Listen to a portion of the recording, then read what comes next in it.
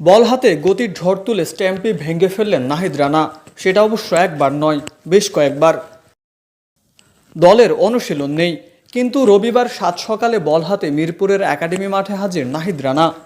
Tiger ক্রিকেটে বল হাতে সবচেয়ে দ্রুতগতিতে বল করাই পেসার গতি আর বাউন্স দিয়ে এরই মধ্যে নিজের সক্ষমতার জানান দিয়েছেন।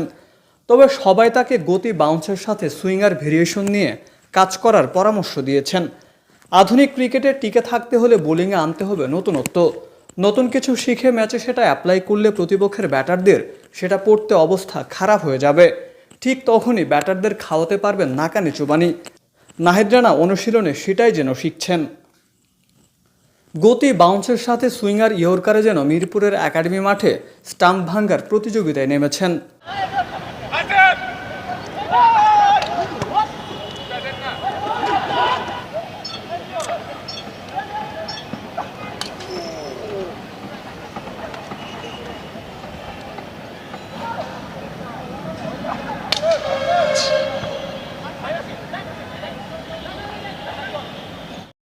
জাতীয় দলের পর বল হাতে ঢাকা লিগেও সফল আবাহনী থেকে শাইনপুকুরে খেলতে যাওয়া পেসার 5 ম্যাচে 14 বোলিং করে নিজের পকেটে পড়েছেন 14টা উইকেট। ইকোনমিটাও 5-এর ঘরে। জাতীয় দলের সেরা ব্যাটারদেরও রানা বল হাতে নাচিয়ে ছেড়েছেন।